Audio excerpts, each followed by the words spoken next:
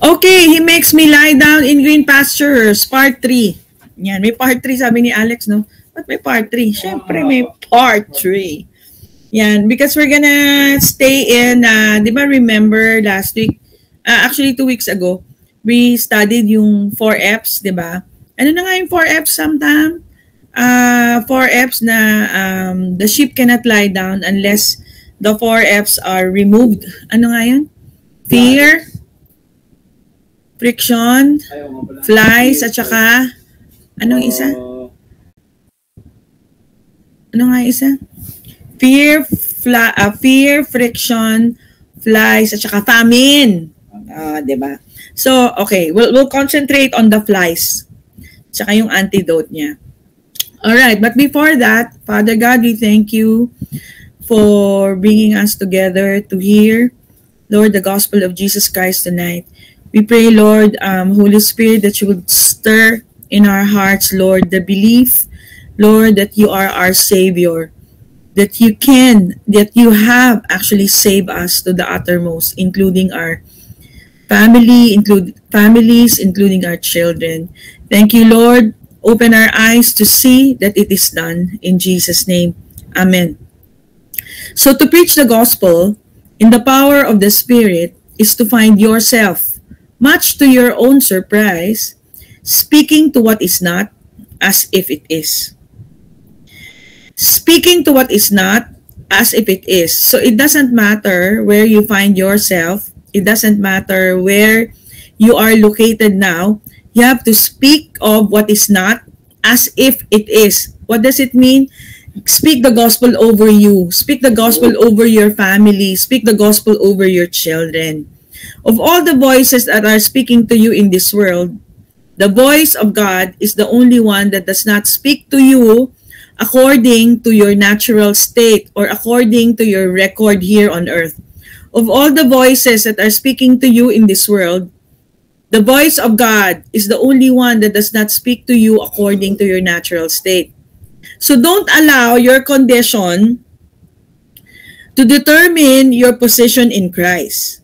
So the appearance of things is not the way they are. Just like it comes to remembrance when Paul and Silas were in the dungeon, right? So it looks like it's the end of the road, but what they did is actually they didn't allow their dire condition to determine their position in Christ. Because we are hidden with Christ in God.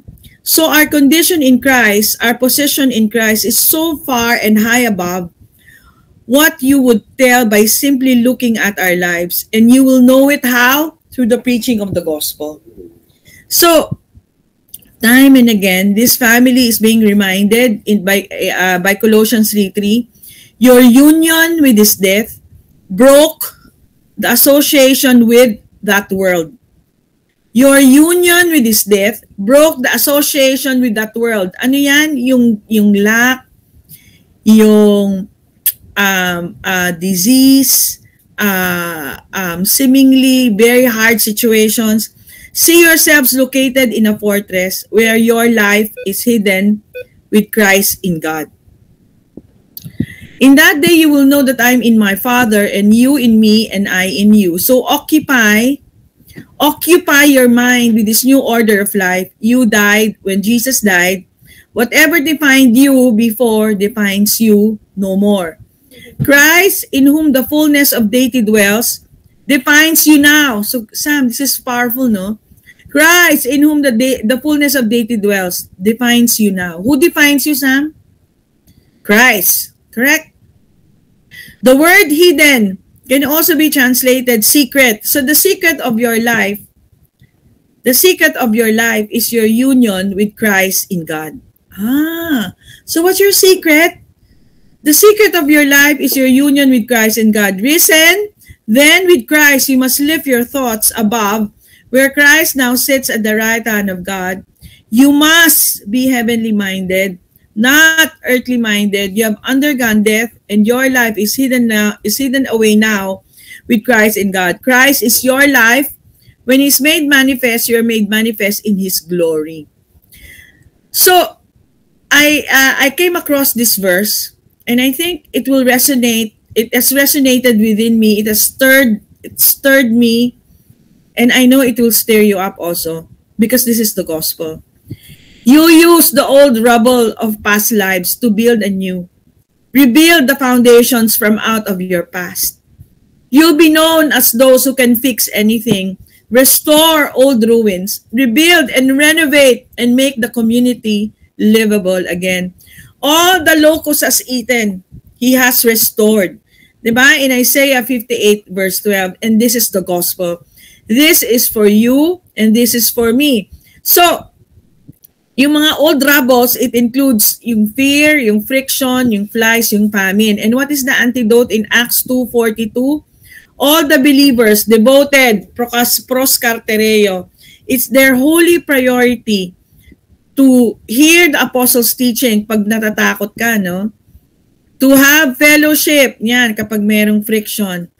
Pag merong sakit, sharing in meals, remembering the Lord's gospel through the breaking of the bread, and famine through prayer. But we will concentrate dun sa Lord's Supper.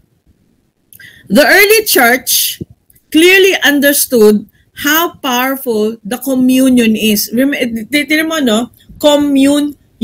Communion. Your union with Him. Diba? It reminds you how powerful it is. That's why they didn't partake of it only once in a while. The Bible tells us they broke bread from house to house. So pwede din from office to house, from house to office. Now, on the first day of the week, the disciples came together to break bread. So what is their priority? To break bread.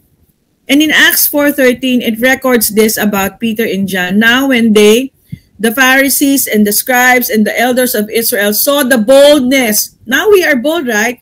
We can articulate the gospel really very well. Because now we know what is the true gospel. They saw the boldness of Peter and John and perceived that they were uneducated. Hindi naman tayo nag-Bible school, di ba? Uneducated and untrained man. And they marveled and they realized that they've been with Jesus. People will realize and will smell you, right? That you are so aware of your union with Christ so that you are aromatic. Yan. Hallelujah. So, and I like this very much. So, narinig na natin to before. Tingnan mo, Alex. Narinig na natin to, di ba? Once upon a time, there was a city with a certain woman of ill repute. Ano yan, mga prostitute. And she applied her trade in a certain street. Di ba? Sa red light district. But one day, she read an announcement, a notice declared by the king himself, pinned up to the wall, which said, from this day, next week, everybody who does this kind of job is absolutely forgiven. You know, this is typifies you and me, right? And totally reinstated to society. It's as if you never did. Diba? Total forgiveness. Is that the gospel? That sounds good news, isn't it? Tama ba, Lex? Is it the gospel? But it's not the full gospel. Nagulat talaga ako dito. As I was turning actually, kailan ko ba ito narinig? Last week, turning to Zapote River, actually talagang I was, isn't it the full gospel? You know that the Lord didn't stop from making you the righteousness of God in Christ. He didn't stop at that. You know what He did? The king married that woman. The king married that woman in Romans 7:4. Therefore, my brethren, you also have become dead to the law through the body of Christ, that you may be married to another, to Him who was raised from the dead, that we should bear fruit to God. He did not stop by redeeming you. He did not stop by forgiving you your sins. He did not stop by making you the righteousness of God. What He did? He married you. You are His bride. And the same Spirit who raised Jesus from the dead lives in you and me. And the key is, yun yung secret, di ba? You have to be aware that you are married to Him. Hallelujah. The one who holds everything, and everything that he has, because you are now married to him, you also have. Hallelujah. So, and this is actually foretold long time ago, right? In the Jewish customs regarding marriage. And pupunta tayo dun sa breaking of the bread later. So the marriage customs of the first century Jewish people in the land of Israel, in the times of our Lord Jesus, a young man would choose a young woman that he wanted to marry. He and his father would go to the home of the young woman and meet with her and her father. The men would discuss the bride price, yung dowry. The bride's price was an amount of money or goods exchanged between the groom and the bride's father. It was a payment of sorts for the hand of his daughter. When they'd arrive at that price that was to be paid for this young girl, 14, 15, 16 years of age, the young man would then ask to marry him. But he did it in a very, very Jewish way. The young man's father would take a flask of wine. He would pour a cup of wine and hand it to his son. The son would then turn to the young woman with all the solemnity of an oath before the Almighty God himself. That young man would take the cup of wine and say to that young woman, "This cup is a new covenant in my blood, which I offer to you. In other words, I love you. I'll be your faithful husband. Will you be my bride?"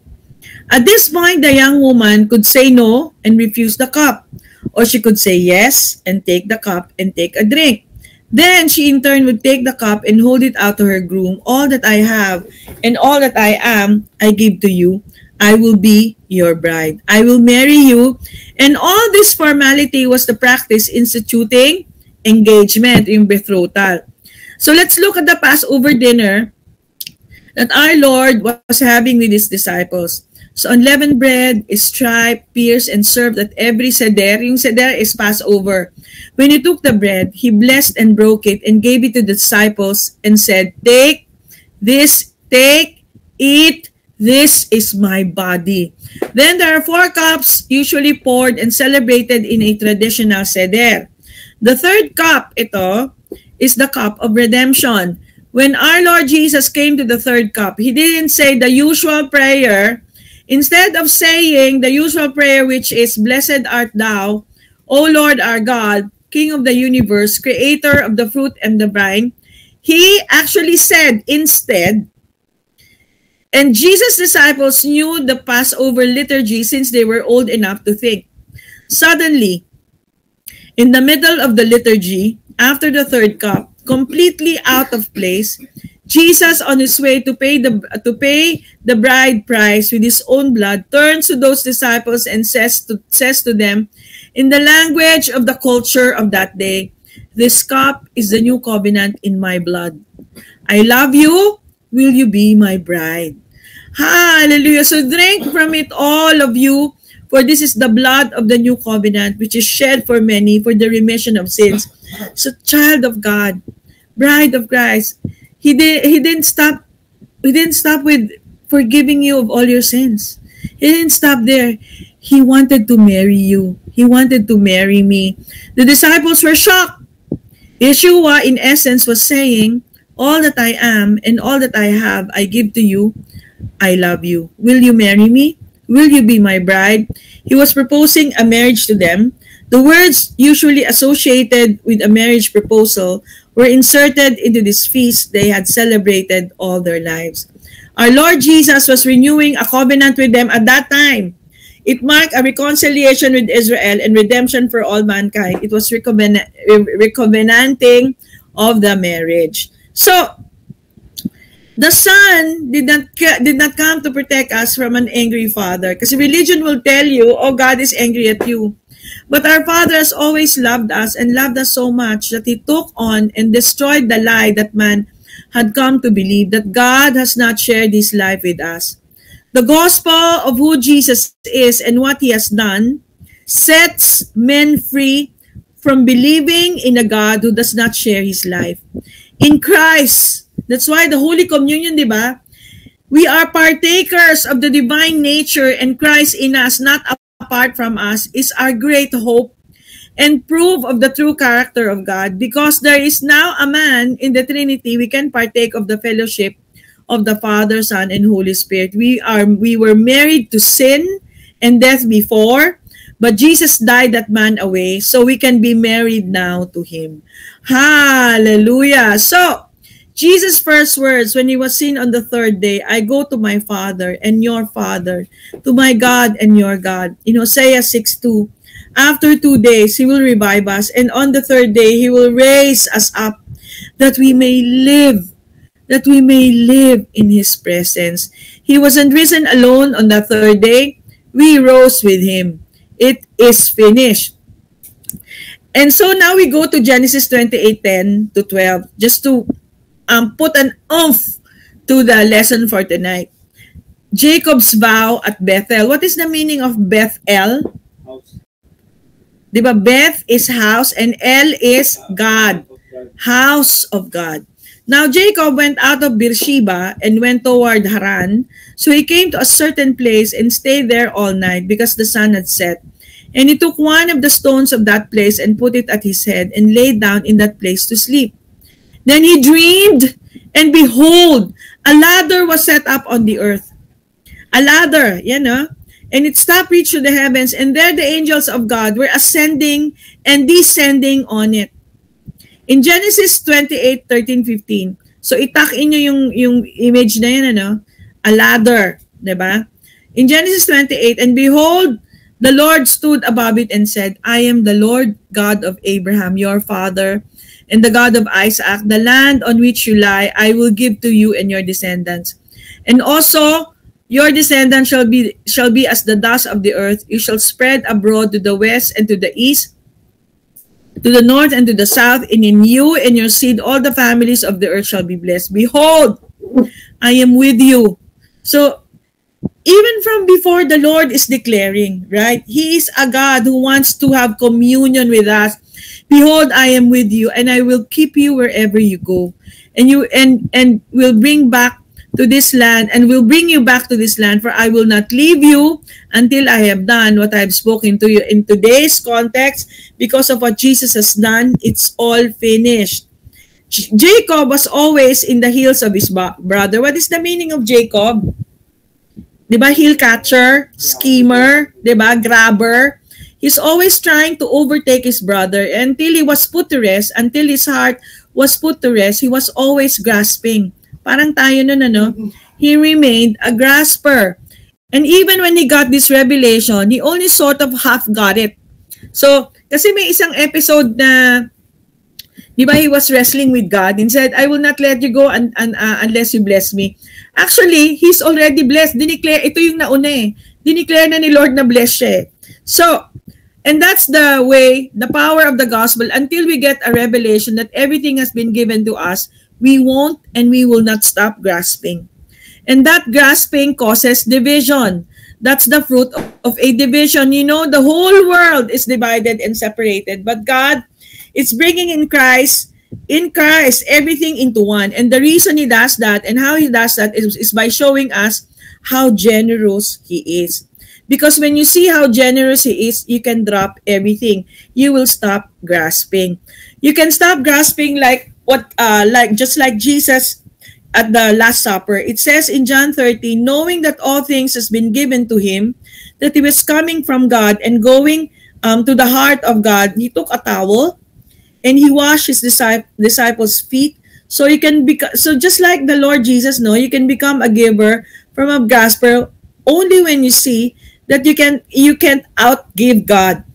You can't outgive God. So there is no more holy thing in all the world than cooking a meal for your family, di ba? Just like si Alex, palagi kami pinagluluto. For that is nothing short of God the Father himself, through his Son in the Spirit, sharing his royal feast with his loved ones. So during communion. So, balik tayo kay ba't naisingit yan? In Genesis 28:16-17, then Jacob awoke from his sleep and said, this phrase is very important. So kanina, di ba nakita niya yung ladder? And then Jacob awoke and he sleep and said, so finally, nagkaroon siya ng revelation. Sabi niya, surely the Lord is in this place. and I did not know it. Surely, there's nothing wonderful or more wonderful than realizing that God has been there all along. That God has been there all along in your life, in your difficulty, in whatever it is. God has been there all along. Surely the Lord is in this place and I did not know it. Tingnan natin na yung interlinear. So yung surely, Yahweh is in this place and I did not know it. Yung surely dyan is akin, di ba? Tagalog, no? Akin. And it means certainly, indeed. It's the same phrase that was used in Isaiah 53. And it means truly, certainly, verily, so be it. The Hebrew word aken is used as an adverb to affirm the truth or certainty of a statement. It's a certainty of a statement. It often introduces a conclusion or a realization emphasizing the reliability or truthfulness of what follows. In the context of biblical text, it serves to underscore the speaker's conviction or the undeniable nature of a situation. Surely, sabi na Lord, the Lord is in this place. Sas yung yes dyan is there are existence or presence. So para siyang I am, ano? And then yung place is makom. Makom. And this is, the word makom is used extensively throughout the Old Testament to denote a physical location or place. So what does it mean? What does it mean? He said, and he was afraid and said, how awesome is this place? There's none other than the house of God, and this is the gate of heaven. And sino yan? Who is this? Who is the gate of heaven? You and I. So I used to sing yung, you are awesome in this place, mighty God. I was thinking about the physical building, but no. How awesome is this place? You are now the residence of the Lord. There is none other than the house of God. You are Bethel. I am Bethel, and you are the gate of heaven. Di ba sabi ni Lord, how do we pray? As it is in heaven, di ba? Our Father, holy be your name, your kingdom come, your will be done, as it is in heaven. You are the gate of heaven, right? All the blessings now pass through you. Hallelujah. So now you can sing, you are awesome in this place, mighty God. You are awesome in this place, Abba Father. You can celebrate. Hallelujah. So, Sha'ar, the gate of heaven. So, religion gives you the impression that you're getting somewhere, but you will never arrive. Di ba? Parang, but you have arrived because you're the gate of heaven. You are the house of God. In religion, you also be running, but in Christ you have arrived. The Spirit is saying to the church, wake up and enter your rest. That's why when we have communion, diba? When we have communion, we recognize that, right? That the Lord wants to commune with you. The Lord wants to remind you that you are the house of God. When we awake to the revelation of the enormity of what Christ has done, what covenant truly means, then we too, church, like Jacob, not be able to say of our lives together, but instead you will say, how awesome in this place. There's none other than the house of God, and this is the gate of heaven. And religion says you've got to be a producer. Produce this communion. The gospel says you are a partaker. Partake. That's why when we come to this communion table, the Lord is reminding us you are not a producer. I'm not asking you to produce the bread. I'm asking you to partake of the bread, which is His life. As long as we cannot see clearly how well we have been saved, we'll always be trying to save ourselves or trying to ask salvation from another person. There's no point in trying to get people to behave more godly until they see who God is. So church, family, bride of Christ, Bethel, house of God in heaven, there's no one trying to become anyone. For all have found their being with God. The kingdom of heaven is not the realm of becoming. It is the realm of being. So let it be done on earth as it is in heaven. Let the being with God be manifest on earth. The gate through you, the gate of heaven, through the lives of men and women filled with God's Spirit, the being with God's Spirit. And that, my dear family, is chapter 3, part 3. Praise the Lord.